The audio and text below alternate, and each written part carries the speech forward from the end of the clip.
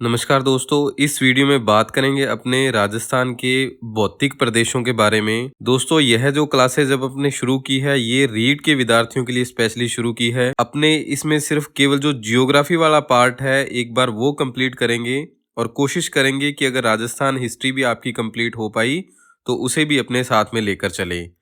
तो दोस्तों, अगर आपको हमारे पीडीएफ नोट्स चाहिए हुए, तो आप जीके से जॉब तक की एप्लीकेशन डाउनलोड करके वहाँ से हमारे जो पीडीएफ नोट्स हैं वो परचेज कर सकते हैं। बहुत ही नाम मात्र सी फीस उसके लिए रखी गई है। तो चलिए शुरू करते हैं। तो दोस्तों, जो प्रोफेसर वीसी मिश्रा है, इन्होंने राजस्थान को 7 भौगोलिक प्रदेशों में बांटा है, जिसे क्या है अपने बारी बारी से पढ़ेंगे। इस वीडियो में अपने केवल राजस्थान का जो मरुस्थल है उसे कवर करेंगे। दोस्तों, प्रदेशों को जो बांटा जाता है वो किसी ना किसी उस क्षेत्र की विशेषता के कारण बांटा जाता है। जैसे जो मरुस्थल को बांटा गया, तो यहाँ पर क्या है, जो रेगिस्तान था, इसी कारण इसे मरुस्थल प्रदेश कहा गया।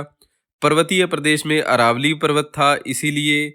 और मैदानी प्रदेश में दोस्तों जो मैदान है वो बहुतायत मात्रा में पाए गए, इस कारण इसे मैदानी क्षेत्र में बांटा गया।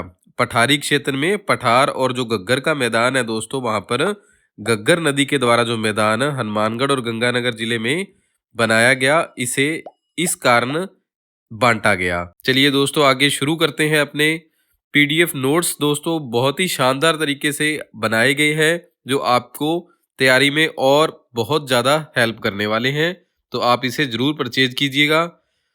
मरुस्थल को दोस्तों 2 भागों में बांटा है, एक तो शुष्क मरुस्थल और दूसरा अर्ध शुष्क मरुस्थल।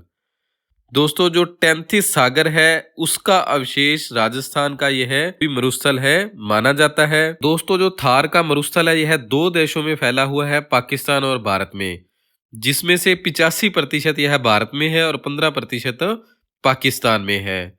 अब अपने बात करेंगे केवल राजस्थान में जो थार का मरुस्थल है उसके बारे में, क्योंकि परीक्षा में इसी से संबंधित प्रश्न आने वाले हैं। यह जो थार का मरुस्थल है दोस्तों, टेंथिस सागर का अवशेष है, जिसे क्या है ग्रेट इंडियन डेजर्ट या पश्चिमी मरुस्थलीय या रेतीली भूमि के नाम से जाना जाता है। ग्रेट इंडियन डेजर्ट के नाम से किसे जाना जाता है? राजस्थान या थार का जो मरुस्थल है उसे जाना जाता है। इसका जो क्षेत्रफल है लगभग दोस्तों 1,75,000 वर्ग किलोमीटर है, जो क्या है राजस्थान का 2/3 है। यानी कि 61% राजस्थान में क्या है, मरुस्थल है। याद रखिएगा, 2/3 यानी कि 61% क्या है राजस्थान में मरुस्थल है। और राजस्थान की जो कुल जनसंख्या है उसका 40% मरुस्थल में निवास करता है। महत्वपूर्ण है, याद रखिएगा। अब दोस्तों, आपके दिमाग में एक बात आ रही होगी कि अरावली के जो बाईं और राजस्थान है वो मात्र 58% है, परंतु मरुस्थल है वो 61% कैसे हो सकता है? तो दोस्तों, जो अरावली पर्वतमाला है वो कहीं कहीं क्या है अपने निम्न क्षेत्र यानी कि बिल्कुल नहीं दिखाई देती है। वहां पर क्या है, जो रेगिस्तान का विस्तार अरावली के दाईं ओर भी हो चुका है। इस कारण जो राजस्थान का मरुस्थल है वो 58% से अधिक होकर क्या है 61.11% है। यह भी आप याद रखिएगा। वर्षा दोस्तों यहाँ पर 20 से लेकर 50 सेंटीमीटर होती है। मोस्ट इंपॉर्टेंट चीज है, अरावली पर्वतमाला और मरुस्थल को जो अलग करने वाली वर्षा रेखा है वो 50 सेंटीमीटर वर्षा रेखा है। इसके जो मरुस्थल में वर्षा होती है वो क्या है 20 से 50 सेंटीमीटर ही होती है। और जो दोस्तों अर्ध शुष्क मरुस्थल और शुष्क मरुस्थल को अलग करती है वो 25 सेंटीमीटर वर्षा रेखा है। आप मानचित्र में देख सकते हैं। एक बात दोस्तों मैं आपको बताना भूल गया कि आप कहेंगे कि सर आप पुराने जो जिलों के हिसाब से ही क्यों करवा रहे हैं। दोस्तों, अभी तक पशु परिचर, सीईटी और जो एग्जाम हुए हैं उन सभी में किसी भी परीक्षा में नए जिलों से संबंधित प्रश्न नहीं पूछा गया है और ना ही पूछा जाएगा। कारण जब तक राजस्थान एजुकेशन बोर्ड की जो बुक्स हैं उनमें सिलेबस को अपडेट नहीं किया जाता, तब तक इसकी संभावना नाम मात्र भी नहीं है। परंतु दोस्तों, फिर भी आपको थोड़ा सा अपडेट रहना है। जो करंट जीके से संबंधित प्रश्न बनते हैं उनमें आपको जरूर देखना है कि कौन सा जिला किससे अलग होकर बना है। मैंने भी इससे संबंधित अपने चैनल पर वीडियो अपलोड कर रखे हैं, तो आप पुराने जिलों के हिसाब से पढ़िए, आपको कहीं कोई दिक्कत नहीं आएगी। अगर आपको कोई कह रहा है कि हमें तो नए जिलों के हिसाब से पढ़ना चाहिए, ऐसे पढ़ना चाहिए, तो आप एग्जाम्पल दे सकते हैं कि आप जो भी पिछले समय में परीक्षाएं हुई हैं उनमें कौन सा प्रश्न आया है वो बता दीजिए हमें। ठीक है, तो चलिए अब अपने आगे देखते हैं कि जलवायु है जो मरुस्थल की वो क्या है, शुष्क एवं अत्यधिक विषम जलवायु मरुस्थल प्रदेश में पाई जाती है। यहाँ की जो मिट्टी है दोस्तों वो रेतीली बालुई मिट्टी है, यानी कि रेत के टिब्बे टिब्बे दोस्तों अपने को यहाँ पर देखने को मिलते हैं। इस क्षेत्र की जो विशेषता है दोस्तों कि यहाँ पर सबसे ज्यादा जैव विविधता पाई जाती है।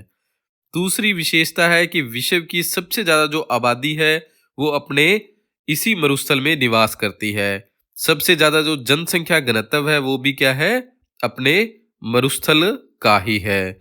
दूसरी विशेषता है कि दोस्तों जो खारे पानी की झीलें हैं वो भी इसी मरुस्थल में है। कारण दोस्तों कि यह टेंथिस सागर का अवशेष था। सागर दोस्तों आपको पता है इसमें जो जल है वो क्या है, लवणीय होता है। इसी कारण जो उसके कुछ अवशेष बचे हुए हैं छोटी छोटी झीलों के रूप में, वो क्या है, खारे पानी की झीलें अधिक मात्रा में अपने को इस मरुस्थल में देखने को मिलती है। अब दोस्तों कई बार परीक्षा में पूछ लेता है कि राजस्थान में मरुस्थल का सबसे बड़ा कारण क्या है, तो वनोन्मूलन क्या है राजस्थान में सबसे बड़ा कारण है मरुस्थल का, कि यहाँ से क्या है जो वनों की कटाई होने के कारण भी यहाँ पर मरुस्थलीकरण हो रहा है। दोस्तों जो जैसलमेर जिले का नाचना गांव है यह रेगिस्तान प्रसार के लिए जाना जाता है, यानी कि जो रेगिस्तान का प्रसार है या रेगिस्तान को बढ़ाने के लिए इस नाचना गांव को जाना जाता है, क्योंकि यहाँ पर जो रेत के टिल्ले हैं दोस्तों वो क्या है अपनी हवा के साथ उड़कर अपना विस्तार कर रहे हैं और रेगिस्तान का निरंतर विस्तार इस क्षेत्र से हो रहा है। चलिए दोस्तों अगर वीडियो अच्छी लगी हो तो प्लीज इसे लाइक शेयर और कमेंट जरूर कीजिएगा। अब दोस्तों मरुस्थल को रुक्ष क्षेत्र कहा गया है, किसने कहा था, ईश्वरी प्रसाद ने कहा था। दूसरा मरुस्थल को गुजरात्रा क्षेत्र कहा था हेनस्वांग ने। दोस्तों थोड़ा सा अपने हेनस्वांग के बारे में भी पढ़ लेते हैं। यह एक प्रसिद्ध चीनी बौद्ध भिक्षु थे जो हर्षवर्धन के शासनकाल में भारत आए थे और यहाँ पर लगभग 15 से 16 वर्ष तक रहे थे। कई किताबों में आपको दोस्तों 16 वर्ष मिलता है और कईयों में 15 वर्ष मिलता है। इन्होंने अपनी जो पुस्तक थी सी यू की में अपनी यात्रा का वर्णन किया था। किसमें किया था, सी यू की जो इन्होंने पुस्तक लिखी थी उसमें अपनी भारत यात्रा का विवरण दिया है। इंपॉर्टेंट है, इस पुस्तक का भी नाम आप याद रखिएगा। दोस्तों जैसलमेर जिले की जो पोखरन तहसील का नाचना गांव है, अपने अभी पढ़ के आए हैं, यह राजस्थान में रेगिस्तान के विस्तार के लिए प्रसिद्ध है। तो यह रेगिस्तान के मार्च के लिए प्रसिद्ध है। तो मार्च आते ही दोस्तों आपको कंफ्यूज नहीं होना है, जो यहाँ मार्च शब्द आया है यह विस्तार और आगे बढ़ने के लिए आया है। कई बार परीक्षा में पूछा है कि राजस्थान में रेगिस्तान के मार्च के लिए किसे जाना जाता है, तो नाचना को रेगिस्तान के मार्च के लिए भी जाना जाता है। दोस्तों रेगिस्तान से संबंधित ही एक लाठी सिरिंज है जो जैसलमेर से पोखरन और मोहनगढ़ तक पाकिस्तान की सीमा के सहारे सारे एक भूगर्भीय जल पट्टी है जिसे लाठी सिरिंज क्षेत्र कहा जाता है। इसकी जो लंबाई है दोस्तों वो लगभग 60 किलोमीटर है। भूगर्भीय जल पट्टी दोस्तों कि इसे माना जाता है कि यह सरस्वती नदी के जो अवशेष हैं, जो भूगर्भ में सरस्वती नदी बह रही है उसी कारण यहाँ पर क्या है, मीठा जल प्राप्त हुआ है। यहाँ पर दोस्तों चंदन नलकूप पेयजल आपूर्ति के कारण थार का गढ़ा कहलाया। इसमें से दोस्तों मीठा पानी निकला, इसी कारण इसे थार का गढ़ा कहा गया था। किसने कहा था, क्यों कहा था, वो भी अपने बात करेंगे। लाठी सिरीज क्षेत्र में सेवन घास पाई जाती है जिसमें राज्य पक्षी गोडावन अपने अंडे देता है। दोस्तों यह एक मीठी घास है जिसमें क्या है, राज्य का जो पक्षी है गोडावन वो अपने अंडे देता है। थार का गढ़ा दोस्तों जैसलमेर स्थित चंदन नलकूप को कहा जाता है। यह नलकूप संयुक्त राष्ट्र संघ विकास कार्यक्रम के सहयोग से खोदा गया था। इस नलकूप की अथाह जलदेय क्षमता और मीठे पानी की वजह से जो तत्कालीन मुख्यमंत्री थे इन्होंने इसे थार का गढ़ा घोषित किया। इस नलकूप के बारे में कुछ खास बातें हैं कि यह नलकूप पानी से चांदन एरिया की पेयजल समस्या का स्थायी समाधान करता है। इस नलकूप के सहारे यहाँ पर थार पारकर जो गाय की नस्ल है इसका संरक्षण भी शुरू हुआ था। इस नलकूप के पानी से दोस्तों वन विभाग की जो नर्सरी भी शुरू की गई, जो पूरे जिले में वन विकास का कारण भी बनी। अब आपको जो हमारे पीडीएफ नोट्स परचेज करने हैं, उसके लिए जो जीके से जॉब तक की हमारी एप्लीकेशन है, प्ले स्टोर से डाउनलोड कीजिए और वहां से आप परचेज कर सकते हैं और उनका प्रिंट भी निकाल सकते हैं। प्रिंट निकाल कर भी अपनी जो तैयारी है अपनी अच्छी कर सकते हैं। दोस्तों आप सभी का बहुत बहुत धन्यवाद।